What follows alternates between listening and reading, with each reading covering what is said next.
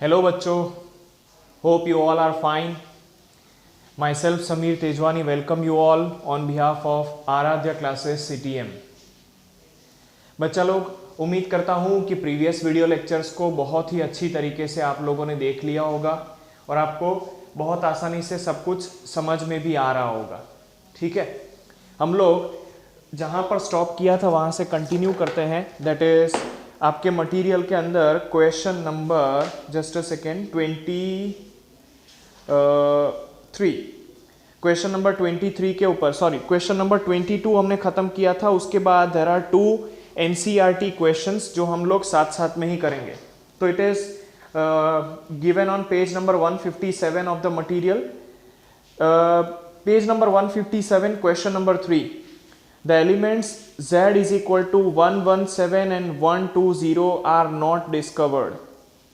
Okay, in which family or group would you place these elements and also give electronic configuration of this?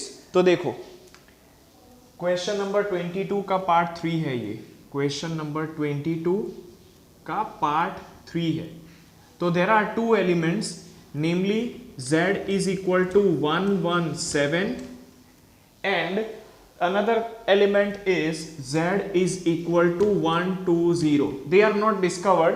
We are supposed to keep them in appropriate group, period, and also we are supposed to write down the electronic configurations. So let us say for Z is equal to 117. For Z is equal to 117, what will be the electronic configuration? The electronic configuration is Radon 86 complete, Radon 86 complete, 5F 14, 6D 10, 7S. चलो complete देखते हैं कितने हुए. यहाँ पर हो गया आपका 786 प्लस 14 दैट इज 110.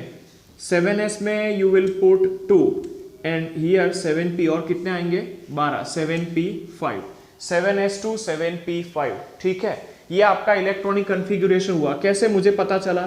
तो देखो, रेडॉन जो है वो जब कंप्लीट होगा तब 7th पीरियड स्टार्ट होगा, मतलब 7S और 7P ऑर्बिटल्स आएंगे. या 7th और पीरियड के लिए पॉसिबल ऑर्बिटल्स जो है वो हमने पढ़ाई थी. सोचो 7th पीरियड, तो 7th पीरियड है तो यहाँ पर 2 ऑर्बिटल्स तो आएंगी आएंगी, 7S और 7P. इससे एक कम वाली D आएगी और इससे भी एक कम वाली F आएगी. N+L रूल के हिसाब से पहले इसको भरो, फिर इसको भरो, फिर इसको भरो और फिर इसको भरो. बस मैंने वही किया है. ठीक है, अब ग्रुप नंबर देखो. तो ग्रुप नंबर कैसे पता चलेगा? तो देखो बच्चों, ये P ब्लॉक का एलिमेंट है. लास्ट इलेक्ट्रॉन जो है वो P ऑर्बिटल में जा रहा है. तो for P block element group number is 10 plus valence electrons. Now what do we mean by valence electrons? The electrons present in valence shell. यहाँ पर valence shell हो जाएगी 7 नंबर की. तो उसके अंदर कितने इलेक्ट्रॉन्स प्रेजेंट है? 7, 5 प्लस 2. तो ग्रुप नंबर हो जाएगा आपका 17. ठीक है, ग्रुप नंबर हो जाएगा 17. और पीरियड आप सभी को पता ही है, ये लास्ट पीरियड का एलिमेंट है, that is period will be 7. Clear हुआ? तो इस ब्लॉक का, सॉरी इस एलिमेंट का जो इलेक्ट्रॉनिक कॉन्फ़िगरेशन है, ग्रुप नंबर है और पीरियड जो है वो हमने लिख दिया है. अगर आपको पीरियड नहीं भी समझ में आए तो यहाँ से आसानी से लिख सकते हो कि भाई जो वैलेंस शेल है उसका प्रिंसिपल क्वांटम नंबर n ही पीरियड के बराबर होता है. चलो, बहुत ही आसान क्वेश्चन. अब हम नेक्स्ट क्वेश्चन की तरफ प्रोसीड करते हैं. तो नेक्स्ट क्वेश्चन में ऐसा है कि एलिमेंट 120 को कहां पर प्लेस करोगे? एलिमेंट 120 को कहां पर प्लेस करना है, चलिए वो भी देख लेते हैं. तो एलिमेंट 120 के लिए for Z is equal to 120 nearest noble gas कौन सा आएगा? तो चलो पहले इलेक्ट्रॉनिक कॉन्फ़िगरेशन लिखते हैं. तो यहां पर तो 7th पीरियड भी खत्म हो जाएगा और जो नोबल गैस आएगा वो आएगा ऑक्टियम 118. क्लियर हुआ? लास्ट वाला इलेक्ट्रॉन जो है, सॉरी लास्ट वाला इलेक्ट्रॉनिक कॉन्फ़िगरेशन जो है वो इस नोबल गैस के टर्म्स में आएगा, 118. उसके बाद you will be getting 8s2. उसके बाद आपका कौन सा ऑर्बिटल आएगा? 8s2. तो इसका मतलब ये हुआ कि यहां पर आपका पीरियड कौन सा हो गया? तो पीरियड हो गया आपका 8th नंबर का, और ग्रुप कौन सा हो गया, तो ग्रुप जो है वो 2 हो गया। इसको हम अल्कलाइन अर्थ मेटल्स बोलते हैं, वहां पर आपको अल्कली मेटल्स दिया है, यहां पर करेक्शन कर दो, अल्कलाइन अर्थ मेटल्स, ठीक है। ग्रुप नंबर 2 जो है they are alkaline earth metals, उसको करेक्ट कर दो, ग्रुप नंबर 1 की जगह पे अल्कली मेटल्स लिखा जाता है। चलो, तो ये हो गया आपका क्वेश्चन नंबर 22 का पार्ट 3। अब हम क्वेश्चन नंबर 22 का पार्ट 4 समझने का ट्राई करते हैं। Right the atomic number of the element present in 3rd period and 17th group. चलो ठीक है जी।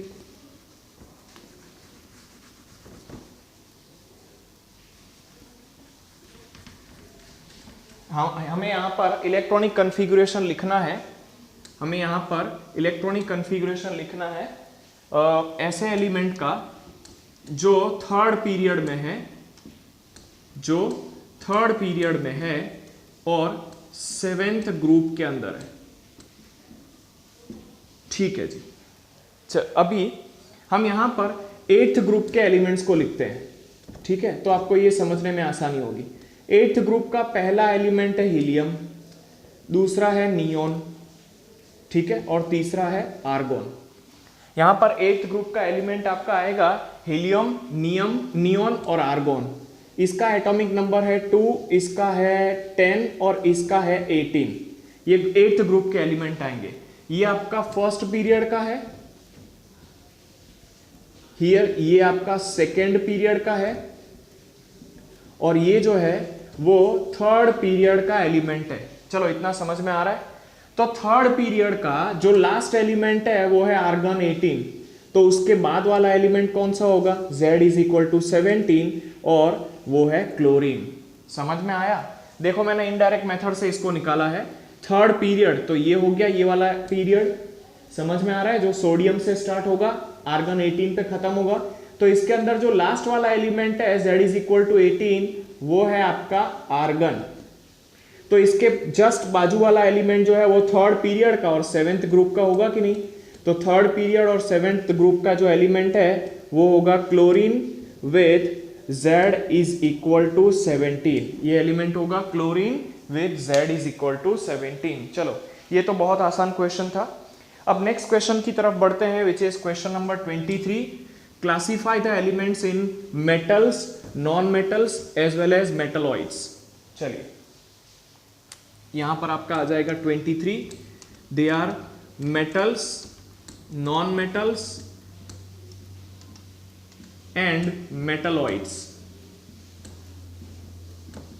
तो देखो पीरियोडिक टेबल के अंदर जो भी एलिमेंट्स हैं उनको हम 3 क्लासेस में रख सकते हैं। कौन कौन से 3 क्लासेस में, तो they are metals, non metals and metalloids. सबसे पहले बात कर लेते हैं मेटल्स की।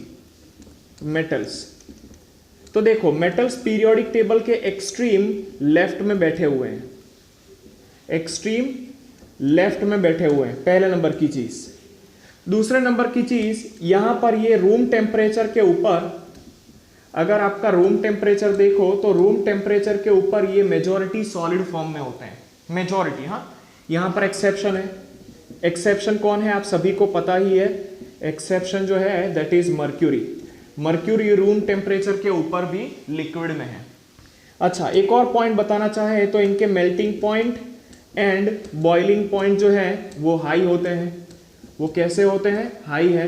अगेन एक्सेप्शन है, एक्सेप्शन जो होगा वो आपका आएगा सीजियम का,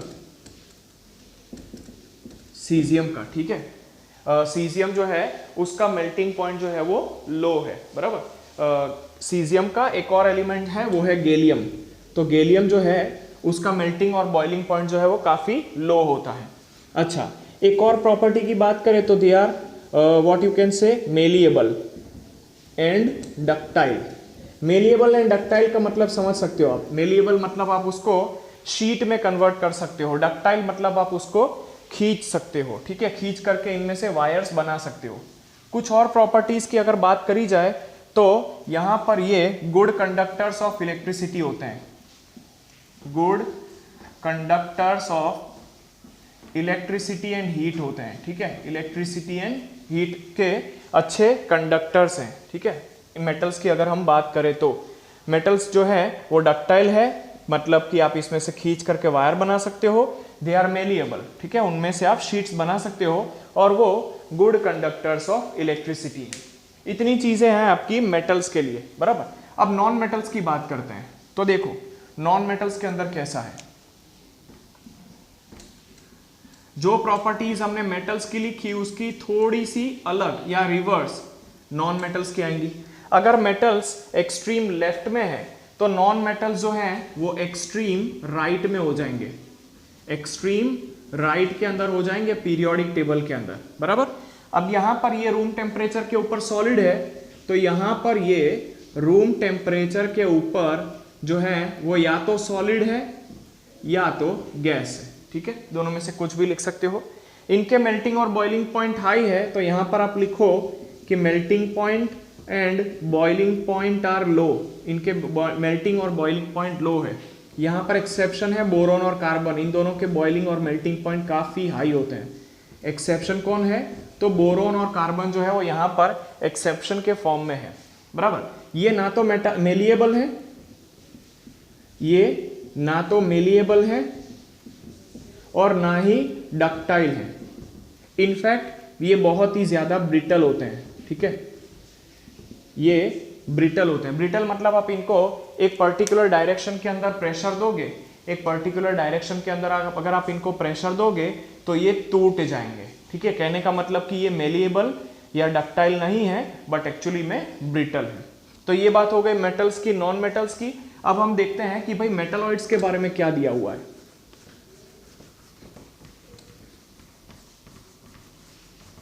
चलिए मेटलॉइड्स देखो, मतलब समझ लो नाम का।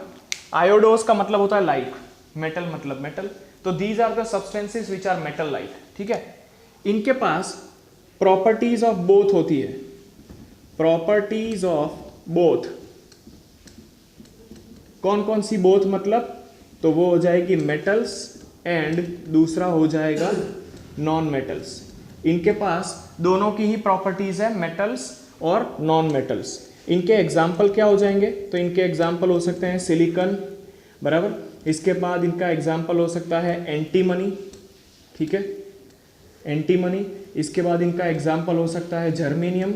इसके बाद इसका एग्जाम्पल होता है टेलुरियम, बराबर। ये सब के सब जो एलिमेंट्स हैं वो they are acting as the metalloids, मतलब कि इनकी प्रॉपर्टीज मेटल्स और नॉन मेटल्स दोनों की जैसी होती है। इनके पास दोनों की जैसी प्रॉपर्टीज जो है वो देखने को मिलती है।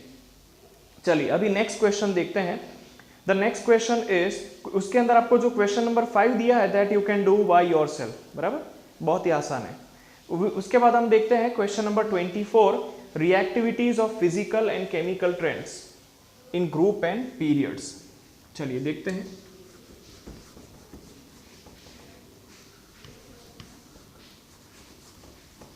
Question number 24, question number 24 is physical and chemical trends of elements in group and period.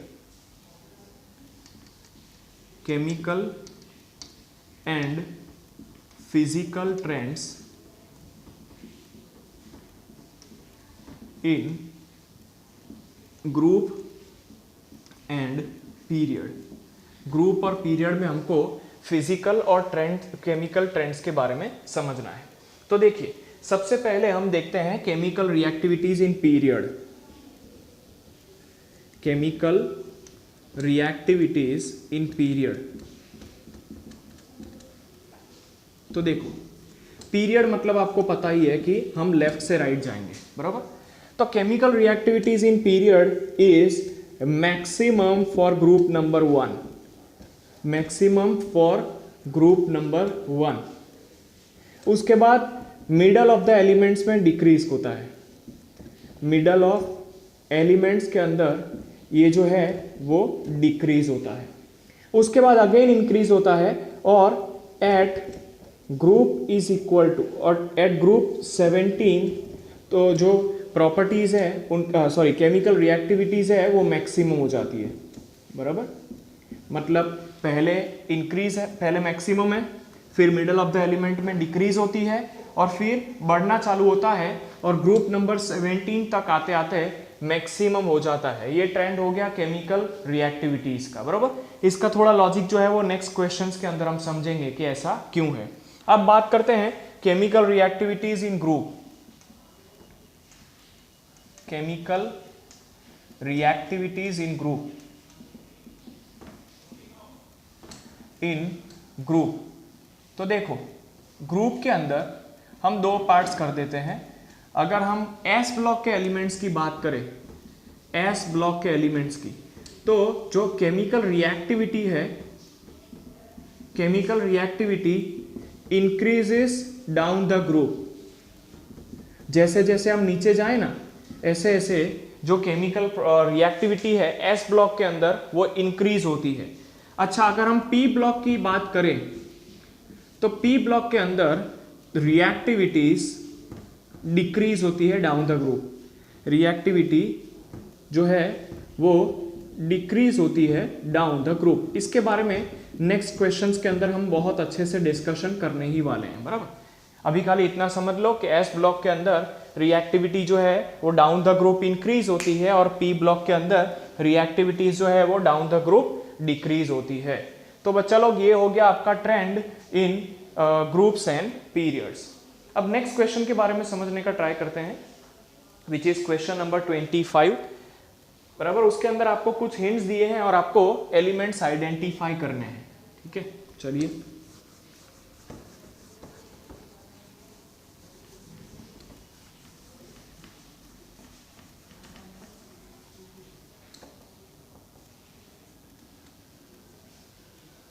Question number 25, उसके अंदर आपको कुछ एलिमेंट्स को आइडेंटिफाई करना है। Identify the elements, in elements को आइडेंटिफाई करना है। तो पहला एलिमेंट आपको कौन सा पूछा है? Identify an element with 5 electrons in outermost shell. तो देखिए बच्चों, डायरेक्ट मैं आंसर लिखूंगा। इसका जो आंसर है that is chromium Z is equal to 24। इस एलिमेंट के अंदर आउटर मोस्ट शेल के अंदर 5 इलेक्ट्रॉन्स है। चलो देखते हैं कैसे। तो नियरेस्ट नोबल गैस आएगा आर्गन, यहां पर आपका आएगा 4s2 3d4। ये आपका कन्फिगुरेशन है chromium Z is equal to 24 का, क्योंकि आर्गन मतलब 18 इलेक्ट्रॉन्स पूरे हो गए, बराबर। तो 4s2 3d4। बट ये जो एलिमेंट है वो थोड़ा सा कन्फिगुरेशन चेंज कर लेता है, लाइक दिस 4s1 3d5। ऐसा क्यों? तो देखो बच्चों, याद रखो, जब भी कोई ऑर्बिटल कंप्लीटली खाली हो, हाफ फिल्ड हो और फुल्ली फिल्ड हो, तब मैक्सिमम स्टेबल होती है। यहां पर s ऑर्बिटल फुल्ली फिल्ड है क्योंकि दो आ सकते हैं और दोनों के दोनों प्रेजेंट है। d ऑर्बिटल हाफ फिल्ड कब होगी? जब उसके अंदर 5 इलेक्ट्रॉन्स होंगे। आप इस कंफिगरेशन के अंदर ध्यान से देखो, दोनों ऑर्बिटल्स हाफ फिल्ड है, मतलब ये ज्यादा स्टेबल है। 4s भी हाफ फील्ड है, 3d भी हाफ फील्ड है। तो ये कन्फिगरेशन ज्यादा स्टेबल होने की वजह से क्रोमियम का configuration is somewhat different than what it is expected, बराबर। तो सेकेंड क्वेश्चन देखते हैं। सेकेंड क्वेश्चन के अंदर क्या देखा है आपको? Identify the element that would tend to lose 2 electrons. तो देखो बच्चों, 2 इलेक्ट्रॉन्स लूज करने की बात हुई है, मतलब मेटल्स ही होंगे। पीरियोडिक टेबल के लेफ्ट की ही बात करेंगे। मैग्नीशियम देख लीजिए, मैग्नीशियम का Z हो जाएगा 12। अब इसका इलेक्ट्रॉनिक कन्फिग्रेशन लिखने का ट्राई करूं तो क्या होगा? Neon complete 1s2। चलो पूरा ही कन्फिग्रेशन लिख देता हूं, फिर ये लिखते हैं 1s2 2s2 2p6 3s2 होगा। तो इसकी जगह पे आप क्या लिख सकते हैं? Neon complete 3s2। तो ये एलिमेंट अगर 2 इलेक्ट्रॉन अपने लूज कर दे, देखो मैंने बहुत सिंप्लीफाई वे में इसको लिखा है, बराबर, जो दिया है उसकी कंपैरिजन में। तो यहां पर अगर ये एलिमेंट 2 इलेक्ट्रॉन लूज कर दे तो नियरेस्ट नोबल गैस कन्फिगरेशन, काफी स्टेबल कन्फिगरेशन अटेंड कर लेगा। इसीलिए ये एलिमेंट हमेशा 2 इलेक्ट्रॉन को लूज करने का ट्राई करता है। थर्ड क्वेश्चन का आंसर समझने का ट्राई करते हैं। थर्ड क्वेश्चन पहले तो ये दिया है कि identify an element that would gain 2 electrons. तो देखो बच्चों, यहां पर आपको ऐसा एलिमेंट ढूंढना है जो 2 इलेक्ट्रॉन गेन करे। तो ऐसा कोई एलिमेंट पीरियोडिक टेबल में ढूंढिए जो 2 इलेक्ट्रॉन गेन करने पर ऑक्टेट कंप्लीट कर लेता हो। तो वो है oxygen, Z is equal to 8। कैसे? ध्यान से देखिए कन्फिगुरेशन 1s2 2s2 2p4। अब इसके अंदर अगर 2 इलेक्ट्रॉन्स ऐड कर दो तो वो 2p6 हो जाएगा, 2s2 2p6, मतलब ये ऊपर वाला कन्फिग्रेशन नियोन अटेन कर लेगा। समझ में आया? तो ये जो ऑक्सीजन एटम है ना वो 2 इलेक्ट्रॉन को गेन करने का ट्राई करेगा।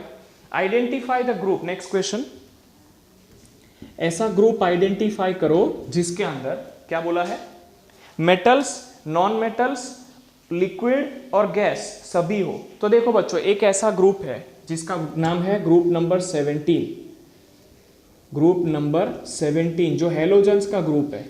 इस हेलोजेंस के ग्रुप में आयोडीन जो है ना वो मेटल्स है, बराबर। दूसरे है फ्लोरीन, क्लोरीन, ब्रोमीन जो है they are all non metals. तो मेटल्स और नॉन मेटल्स तो आ गए। उसके बाद क्या पूछा है, मेटल्स नॉन मेटल्स आ गए। उसके बाद liquid as well as gas. तो देखो बच्चों, यहाँ पर लिक्विड ब्रोमीन है, ब्रोमीन जो है वो लिक्विड है, और दूसरे जो एलिमेंट्स हैं दैट इज फ्लोरीन, क्लोरीन, वो सब गैसेस भी हैं। तो यहाँ पर ये ऐसा ग्रुप है जिसके अंदर मेटल्स, नॉन मेटल्स, लिक्विड्स और गैसेस सब आ जाते हैं, बराबर। फ्लोरीन, क्लोरीन, ब्रोमीन, आयोडीन जो है वो non metals, metals, liquid, gas सब के सब क्राइटेरियन को कंप्लीट कर देते हैं। क्लियर हुआ सब लोगों को? चलिए डन है। नेक्स्ट क्वेश्चन की तरफ आगे बढ़ते हैं, which is question number 26। How does atomic radius very in period and in group? How will you explain the variation? चलिए ठीक है, समझ लेते हैं।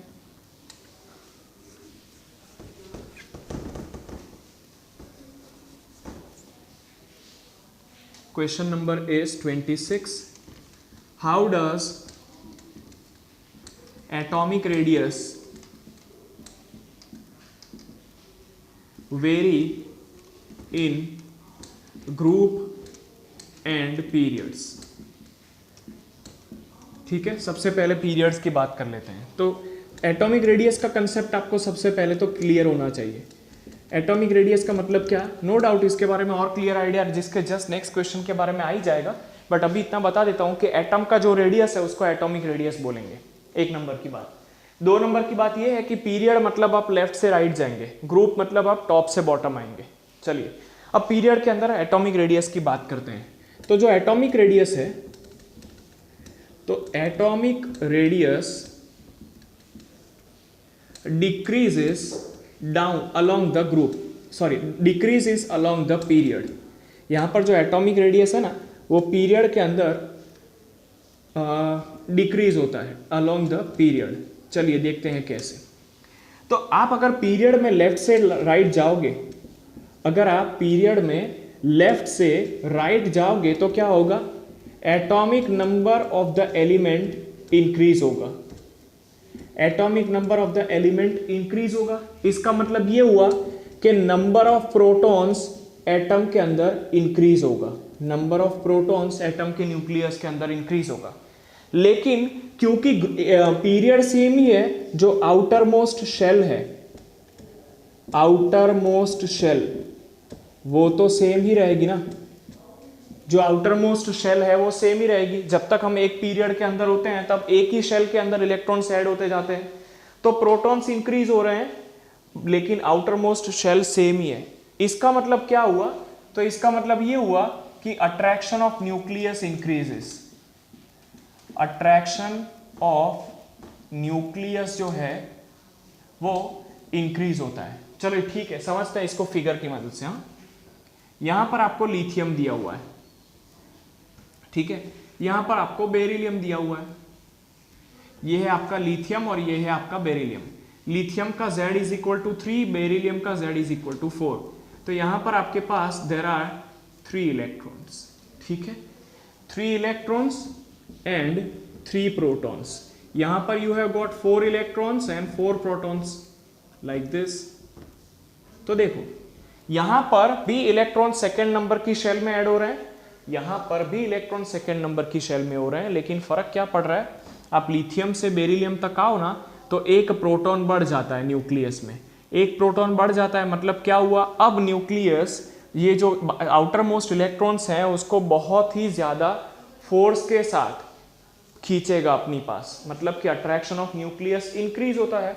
अगर अट्रैक्शन ऑफ न्यूक्लियस इंक्रीज होता है तो जो एटॉमिक रेडियस है तो जो एटॉमिक रेडियस है वो क्या होगा, डिक्रीज होगा। एटॉमिक रेडियस जो है वो डिक्रीज होगा। ठीक है, इतना समझ में आ गया कि पीरियड्स के अंदर एटॉमिक रेडियस डिक्रीज कैसे होता है। यहां पर आपको atomic radius versus atomic number का ग्राफ भी दिया हुआ है। यहां पर आपको atomic radius versus atomic number का ग्राफ दिया हुआ है, जो कुछ इस तरीके से, बराबर। यहाँ पर लिथियम आएगा, यहाँ पे बेरिलियम आएगा, यहाँ पे बोरोन आएगा, यहाँ पे कार्बन आएगा, यहाँ पर नाइट्रोजन आएगा, यहाँ पर ऑक्सीजन आएगा और यहाँ पर आपका फ्लोरीन आएगा, बराबर। तो एटॉमिक रेडियस जो है वो कंटिन्यूअसली आपका डिक्रीज होता है। यहाँ पर lithium, beryllium, boron, carbon, nitrogen, oxygen, fluorine. ठीक है, एटॉमिक रेडियस जो है वो कंटिन्यूअसली आपका डिक्रीज होता जाता है जैसे जैसे आप एटॉमिक नंबर बढ़ाओ। तो ये बात हो गई आपकी अलोंग द पीरियड। अब बात करते हैं डाउन द ग्रुप। ठीक है,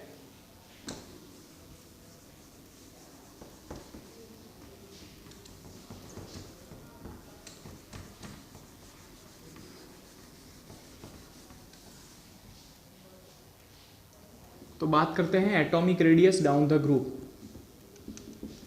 atomic radius down the group, चलिए समझने का ट्राई करते हैं। तो देखिए एटॉमिक रेडियस जो है वो डाउन द ग्रुप आपका इंक्रीज होगा। डाउन द ग्रुप जो एटॉमिक रेडियस है वो इंक्रीज होता है। चलिए देखते हैं कैसे। क्योंकि down the group nuclear charge increase होता है। न्यूक्लियर चार्ज जो है वो इंक्रीज होता है, but new shells are also added. New shells are also added. So अरे एक और पॉइंट रह गया, वैलेंस इलेक्ट्रॉन्स तो सेम ही रहते हैं। वैलेंस इलेक्ट्रॉन्स सेम ही रहते हैं। समझो, न्यूक्लियर चार्ज बढ़ता जाता है तो नई नई शेल बढ़ती जाती है, मतलब कि वैलेंस और उसके valence electron down the group तो सेम ही रहते हैं। कहने का मतलब जो इलेक्ट्रॉन है, इलेक्ट्रॉनिक रिपल्शन इंक्रीजेस। अगर नहीं समझ में आया हो तो अभी एक एग्जांपल लेते हैं। इलेक्ट्रॉनिक रिपल्शन जो है वो आपका इंक्रीज होता है। एक एग्जांपल ले लेते हैं तो क्लियर आइडिया आ जाएगा आपको, बराबर।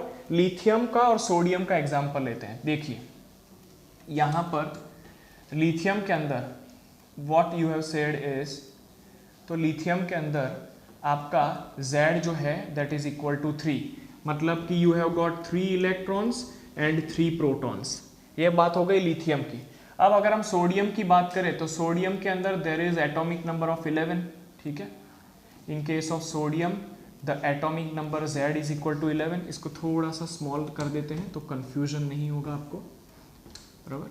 और यहाँ पर आपका फर्स्ट नंबर का शेल है। अब सोडियम के अंदर क्या होगा, यू हैव गॉट 3 शेल्स, यहाँ पर आपके पास 11 प्रोटॉन्स है और 11 इलेक्ट्रॉन्स है। अब समझना बच्चों क्या हो रहा है, यहाँ पर आपके पास 1, 2 और 3 इलेक्ट्रॉन्स है। यहाँ पर 1, 2, 3, 4, 5, 6, 1, 2, 3, 4, 5, 6, 7, 8। तो 8 + 2 10 इलेक्ट्रॉन्स ऐसे हो गए और यहाँ पर आपका 1 इलेक्ट्रॉन है। तो देखिए इसके अंदर भी वैलेंस शेल के अंदर, वैलेंस शेल के अंदर 1 इलेक्ट्रॉन है और यहाँ पर भी आपके पास वैलेंस शेल के अंदर 1 इलेक्ट्रॉन है। देखिए दोनों के ही अंदर, वैलेंस शेल के अंदर तो 1 ही इलेक्ट्रॉन है, लेकिन डिफरेंस क्या है, तो डिफरेंस ये है कि यहाँ पर जो लास्ट इलेक्ट्रॉन है वो सेकेंड नंबर की शेल में ऐड हो रहा है, यहाँ पर लास्ट इलेक्ट्रॉन थर्ड नंबर की शेल में ऐड हो रहा है। तो हो क्या रहा है, न्यूक्लियस का इलेक्ट्रॉन के लिए अट्रैक्शन कम हो रहा है। ठीक है, attraction of nucleus, attraction of nucleus decrease हो रहा है। कहने का मतलब कि एटॉमिक रेडियस इंक्रीज होना चाहिए। एटॉमिक रेडियस जो है वो इंक्रीज होना चाहिए। समझो यहाँ पर जो इलेक्ट्रॉन है वो लास्ट वाली शेल में ऐड हो रहा है और यहाँ पर भी लास्ट वाली शेल में 1 इलेक्ट्रॉन ऐड हो रहा है, लेकिन यहाँ पर न्यूक्लियस से distance is much more compare to this. इसका मतलब कि ये न्यूक्लियस इस इलेक्ट्रॉन के ऊपर ज्यादा अट्रैक्शन नहीं लगा पाएगा, एटॉमिक रेडियस बड़ा होगा, यहाँ पर atomic radius will be small. ठीक है, अगर आपको इसी चीज़ को ग्राफिकली समझना हो तो ग्राफिकली हम ऐसा बोल सकते हैं कि यहाँ पर ड्रॉ कर देता हूँ। यहाँ पर आपका ना आएगा एलिमेंट्स, सॉरी यहाँ पर आपका आएगा एटॉमिक रेडियस और यहाँ पर आपके आएंगे एलिमेंट्स। तो यहाँ पर क्या होगा, इस तरीके से एटॉमिक रेडियस जो है वो बढ़ता जाएगा। ये है आपका lithium, sodium, potassium, rubidium, caesium. ठीक है, समझ से जाइए, lithium, sodium, potassium, rubidium, caesium, इस तरीके से एटॉमिक रेडियस जो है वो बढ़ता जाएगा डाउन द ग्रुप। ये सब के सब आपके फर्स्ट ग्रुप के एलिमेंट्स हैं। क्लियर हुआ एकदम पक्का वाला? चलो डन है। अब नेक्स्ट क्वेश्चन की तरफ आगे बढ़ते हैं। द नेक्स्ट क्वेश्चन इज, देखिए मैंने बहुत सिंप्लीफाई कर दिया है क्वेश्चन नंबर 26 आपको, बराबर। अब question number 27, explain the measurement methods for atomic radius. बहुत ही इंपॉर्टेंट क्वेश्चन है।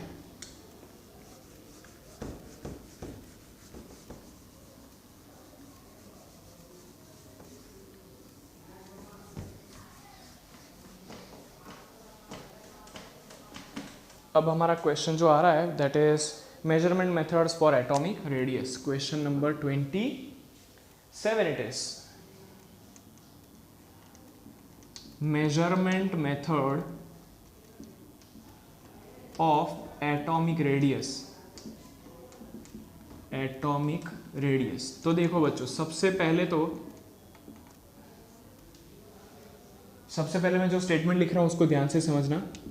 नो परफेक्ट मेथड या no exact method for measurement of atomic radius. Atomic radius को मेजर करने का कोई भी परफेक्ट या एग्जैक्ट मेथड नहीं है।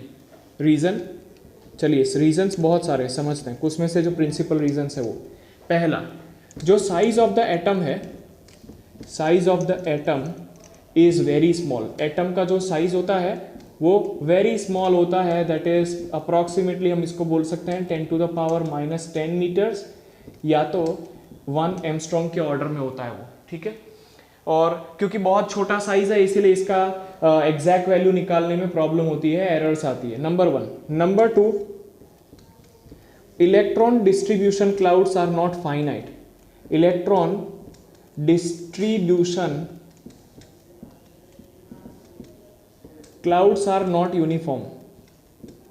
Clouds are not uniform. अब समझो ये क्या होता है। आप लोगों ने चैप्टर नंबर 2 में बराबर बोहर का मॉडल पढ़ा था। बोहर का मॉडल जो है उसके अंदर आपने ऐसा समझा कि भाई न्यूक्लियस के आसपास एक फिक्स्ड सर्कुलर पाथ के अंदर इलेक्ट्रॉन नाम का सब एटॉमिक पार्टिकल रिवॉल्व करता रहता है, घूमता रहता है। बट उसके बाद इलेक्ट्रॉन के ड्यूअल कैरेक्टर के बारे में पता चला कि भाई इलेक्ट्रॉन के पास वेव कैरेक्टर भी है। फिर इस सर्कुलर पाथ को इस तरीके से प्रोबेबिलिटी का स्वरूप दे दिया गया, बरोबर। इसका मतलब कि इलेक्ट्रॉन इस सर्कुलर पाथ के ऊपर, ये वाला जो स्फीयर वाला चीज था वो अब निकल गया था, और ऐसा बोला गया कि इलेक्ट्रॉन इस सर्कुलर पाथ के ऊपर कहीं पर भी हो सकता है, बरोबर। सर्कुलर पाथ के ऊपर कहीं पर भी हो सकता है, या तो फिर आपको इस तरीके से इलेक्ट्रॉन मिलने की प्रोबेबिलिटी मिलती है। ठीक है, उसको ड्रॉ कर देते हैं। जहां पर आपकी लाइंस क्लोज हैं वहां पर इलेक्ट्रॉन की मिलने की प्रोबेबिलिटी जो है वो मैक्सिमम है। फिर जैसे जैसे दूर जाओगे ना, ऐसे ऐसे लाइंस जो है वो थोड़ी सी फार अवे होती जाएंगी। अब ये जो रीजन है ना डॉटेड लाइन वाला, वो आपको इलेक्ट्रॉन मिलने की प्रोबेबिलिटी दिखाता है। अब आप सोचो, एटॉमिक रेडियस आप निकालने का ट्राई कर रहे हो तो आप क्या करोगे, इधर से इधर का डिस्टेंस निकालोगे। बट अगर यही फिक्स नहीं हो तो एटॉमिक रेडियस गलत ही आएगी ना। इसका मतलब कि इलेक्ट्रॉन का क्लाउड जो है वो कहाँ तक डिस्ट्रीब्यूटेड है वो फिक्स नहीं है। इसका मतलब कि इलेक्ट्रॉन डिस्ट्रीब्यूशन क्लाउड यूनिफॉर्म नहीं होने की वजह से एटॉमिक रेडियस का मेजरमेंट एग्जैक्ट नहीं है। अच्छा, अब क्या करेंगे, तो there are some approximate methods. There are some approximate methods. Approximate methods कौन कौन सी है, तो याद रखो, पहला है एक्सरेज और दूसरा है स्पेक्ट्रोस्कोपिक मेथड।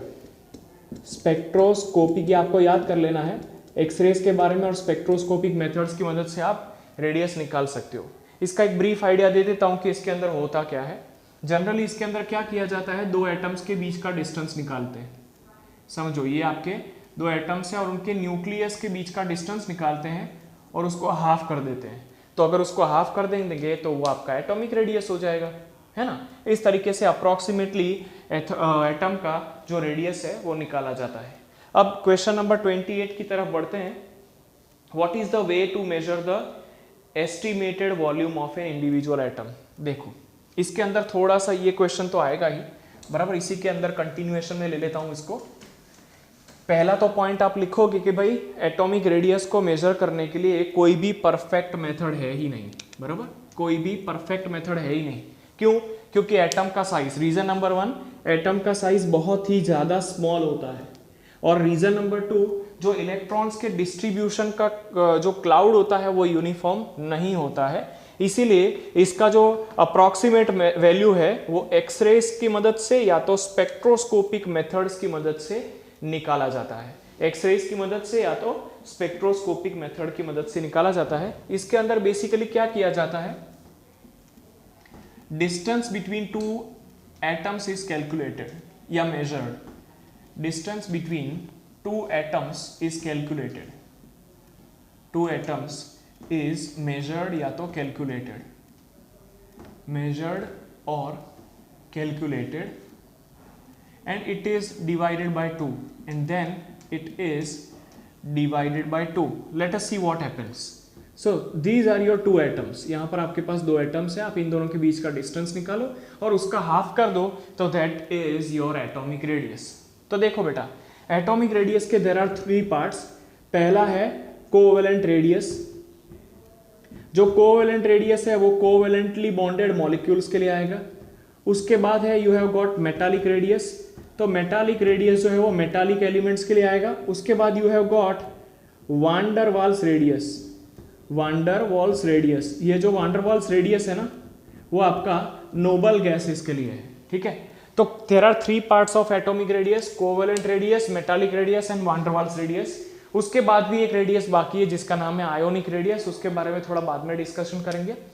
कोवेलेंट रेडियस जो है वो कोवेलेंटली बॉन्डेड मॉलिक्यूल्स के लिए है, मेटालिक रेडियस जो है वो मेटल्स के लिए है, और वांडर वाल्स रेडियस जो है वो आपका इनर्ट गैसेस के लिए है, क्योंकि इनर्ट गैसेस के अंदर जो डोमिनेंट इंटरेक्शन फोर्स होता है वो आपका कौन सा फोर्स होता है, वांडर वाल्स, ठीक है। यहाँ पर फोर्स कौन सा होता है, कोवेलेंटली बॉन्डेड मॉलिक्यूल्स के अंदर कोवेलेंट बॉन्ड, मेटल्स के अंदर देयर इज मेटालिक बॉन्ड, और in case of inert gas you all are very well known कि van der Waals force of attraction predominant होता है, इसीलिए उसका जो रेडियस है उसको हम वांडर वाल्स रेडियस के नाम से जानते हैं। क्लियर हुआ? तो बच्चों ये हो गया आपका क्वेश्चन नंबर 28। अब हम बढ़ते हैं क्वेश्चन नंबर 29 की तरफ, which is explain covalent and ionic radius with the help of example, ठीक है। चलिए जी देख लेते हैं, कोई इश्यू नहीं है।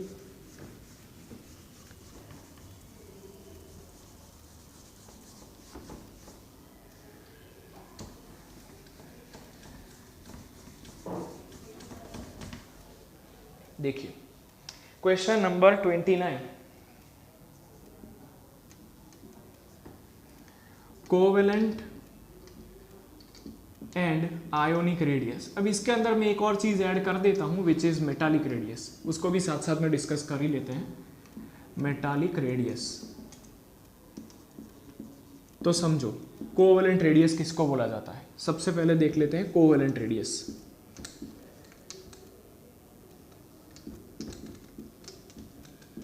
देखिए जब भी मैं आपको एटॉमिक रेडियस बोलूं ना तो आपको जनरल फॉर्मूला याद रखने का, डिस्टेंस बिटवीन या one half of distance between two atoms,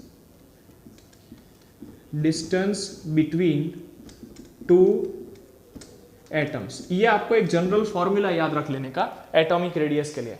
1/2 of distance between two atoms. अब यहां पर एटम्स कौन से फोर्स से जुड़े हुए हैं, कौन से बॉन्ड से जुड़े हुए हैं, कोवेलेंट बॉन्ड। तो यहां पर इसको थोड़ा सा और डेलिब्रेट कर लेंगे। 1/2 of the distance between two atoms which are bonded bye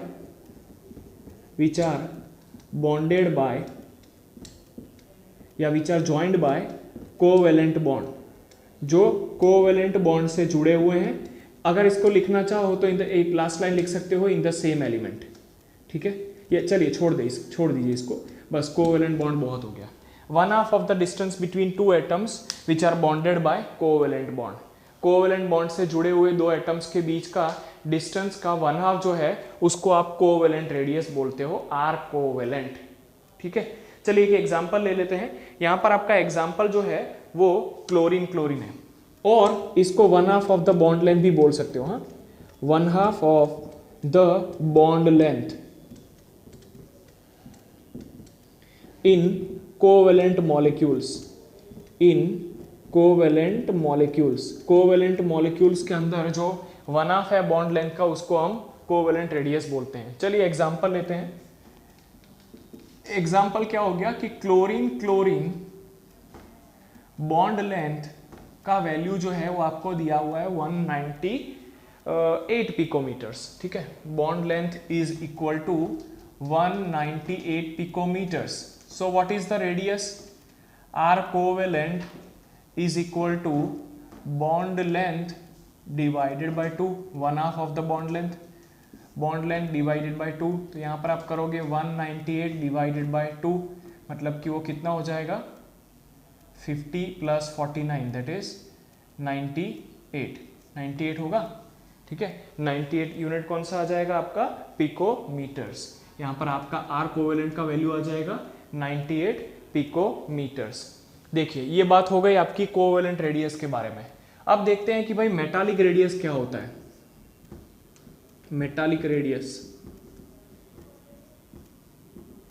तो मेटालिक रेडियस के बारे में भी वही चीज है, यहां पर लिख देता हूं थोड़ा सा। मेटालिक रेडियस क्या होता है, कोवेलेंट रेडियस को निकाल देते हैं। यहां पर जहां पर भी आपका कोवेलेंट था वहां पर, चलिए पूरा ही निकाल देते हैं।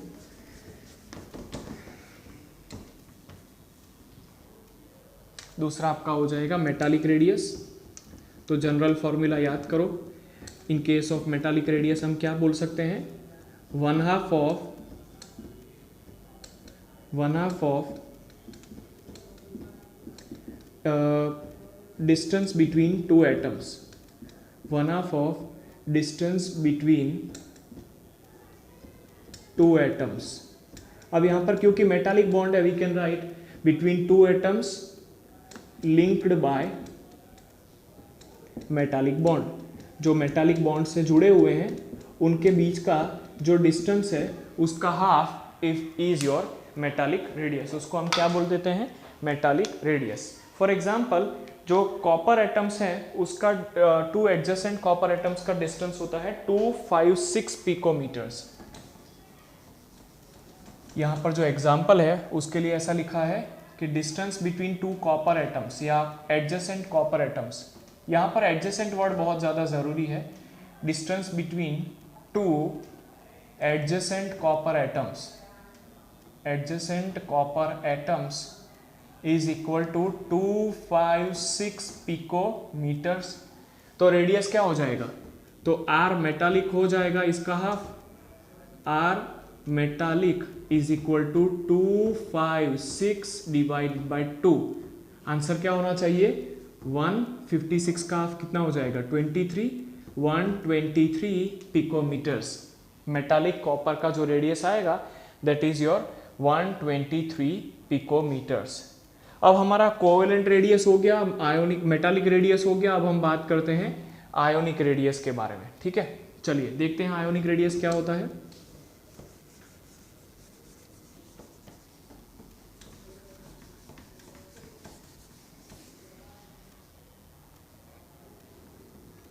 थर्ड आपका आएगा आयोनिक रेडियस।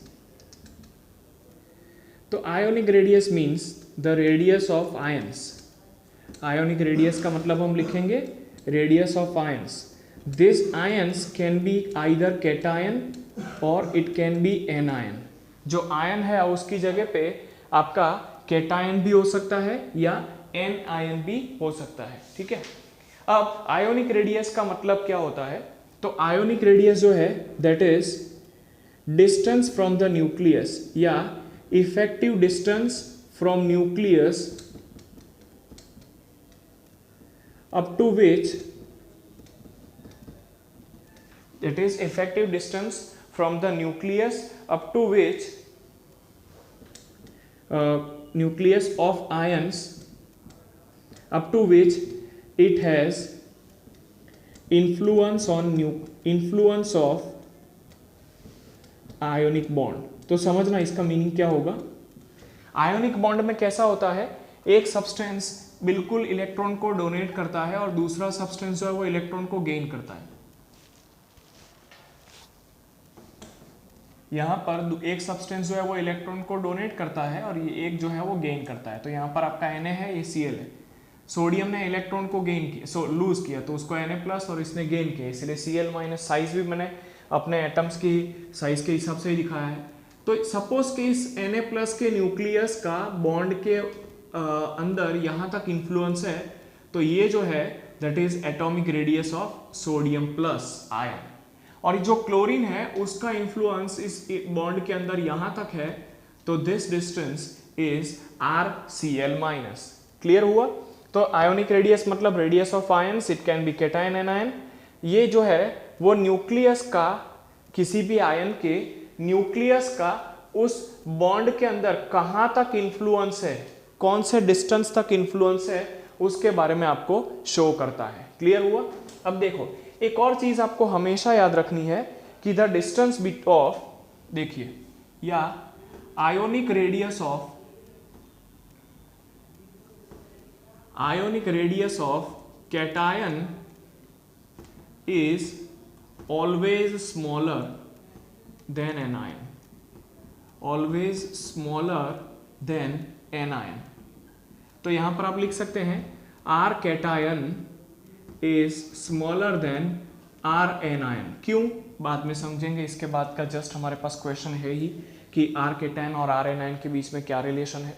आपको अभी के लिए इतना याद रखना है कि कैटायन का radius is always smaller than there is anion का रेडियस, बराबर। इसके बाद आता है आपका क्वेश्चन नंबर 31, वो जस्ट आपका यही क्वेश्चन है, उसके अंदर आपको यही पूछा है कि explain why radius of cation is smaller than radius of anion. चलिए समझ लेते हैं।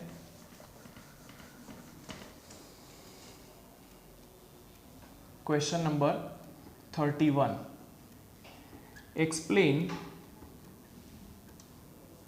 Why radius of cation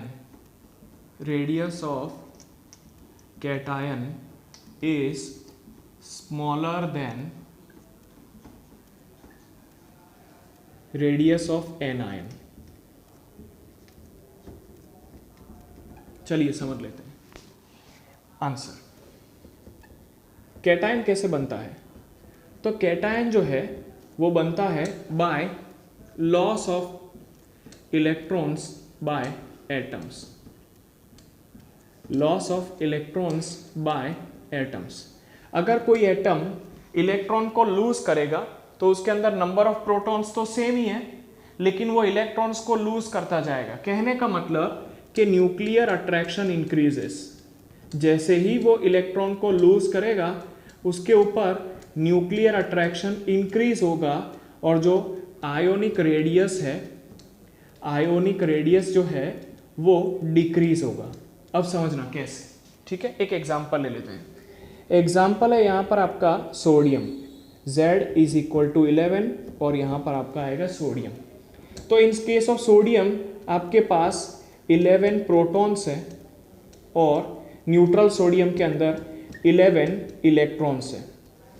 suppose कि यहाँ पर ये एक इलेक्ट्रॉन को लूज कर देता है तो यहाँ पर आपका 10 इलेक्ट्रॉन्स आएगा। अब यहाँ पर 10 इलेक्ट्रॉन्स के अंदर आप देखिए कि 11 प्रोटॉन्स अब 10 इलेक्ट्रॉन्स के ऊपर अपना फोर्स लगा रहे हैं। पहले 11 इलेक्ट्रॉन्स के ऊपर अपना फोर्स लगा रहे थे, अब 11 प्रोटॉन 10 इलेक्ट्रॉन के ऊपर अपना फोर्स लगा रहे हैं। कहने का मतलब nuclear charge, effective nuclear charge बढ़ जाएगा। न्यूक्लियस जो है वो अब ज्यादा अट्रैक्शन से बाहर वाले इलेक्ट्रॉन्स को अपने पास खींचेगा। कहने का मतलब कि जो रेडियस है, कहने का मतलब कि जो रेडियस है वो डिक्रीज होता जाएगा। कहने का मतलब कि जो रेडियस है वो डिक्रीज होता जाएगा, ठीक है। यहाँ पर रेडियस का वैल्यू जो है वो आपका डिक्रीज होता जाएगा। अब हम देखते हैं कि भाई एनायन के बारे में। एनायन, तो एनायन के बारे में क्या बोल सकते हैं, तो देखिए एनायन जो है वो आपका बनता है by gain of electrons. Anion किससे बनता है, by gain of electrons.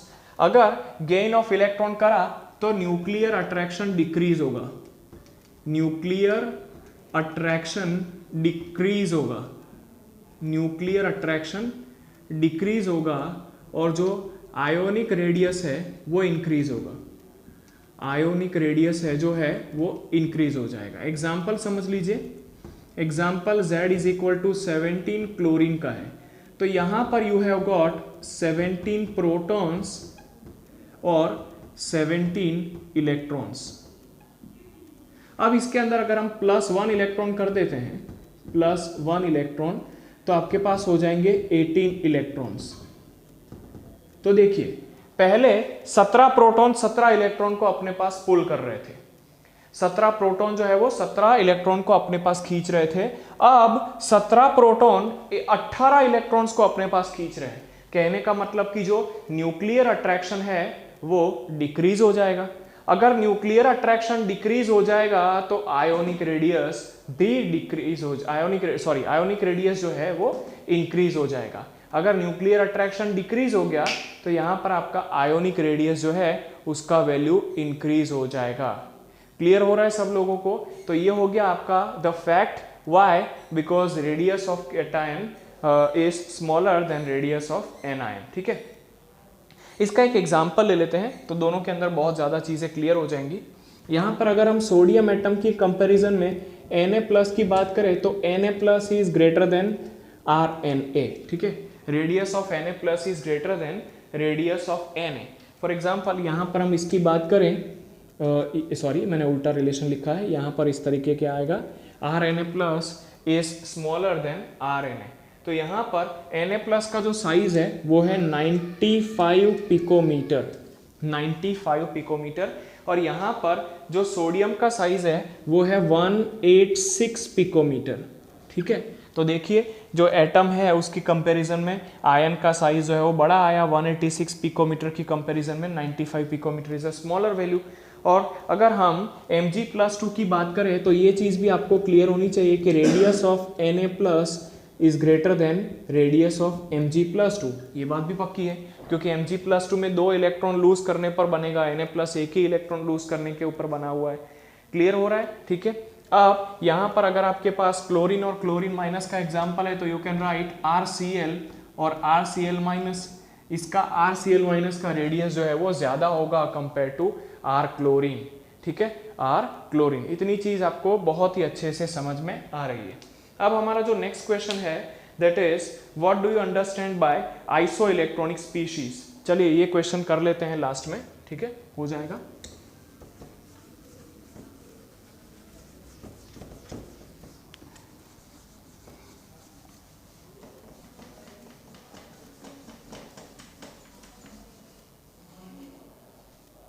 Question number 32.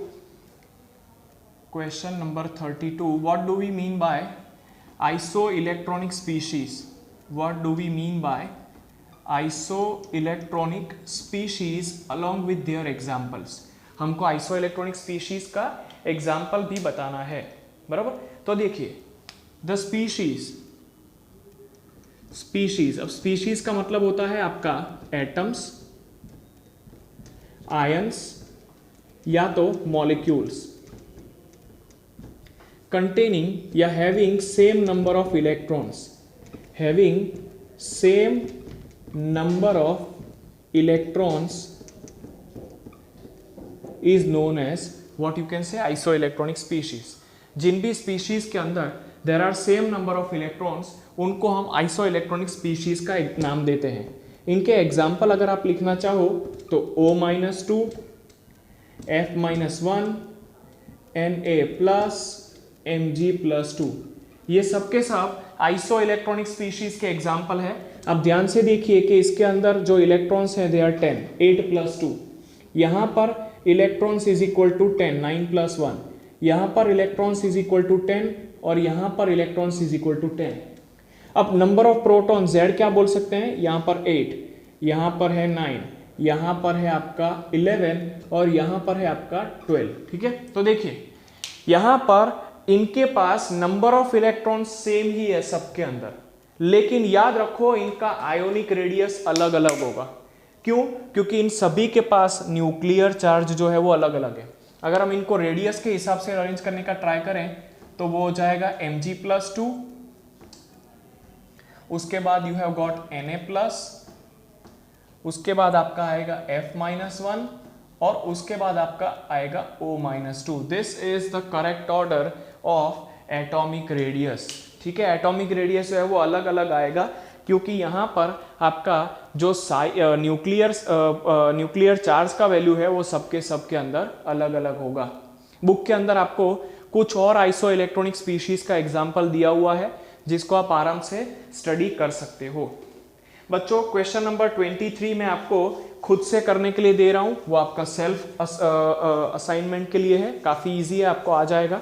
बराबर, यहां पर लेक्चर को एंड अप कर रहा हूं, बाकी के कंटेंट को हम नेक्स्ट लेक्चर के अंदर डिलीवर करने का ट्राई करेंगे। तब तक के लिए अगर आपको इस कंटेंट के बारे में सब कुछ क्लियरेंस हुआ हो, सब कुछ आपको समझ में आया हो, तो प्लीज आराध्य क्लासेस के चैनल को लाइक, सब्सक्राइब और प्लीज प्लीज प्लीज कमेंट जरूर कीजिएगा। कमेंट करते हो तो हमें ट्रूली मोटिवेशन मिलता है और भी अच्छा कंटेंट डिलीवर करने के लिए। तब तक के लिए thank you very much, all the best, bye bye, see you soon.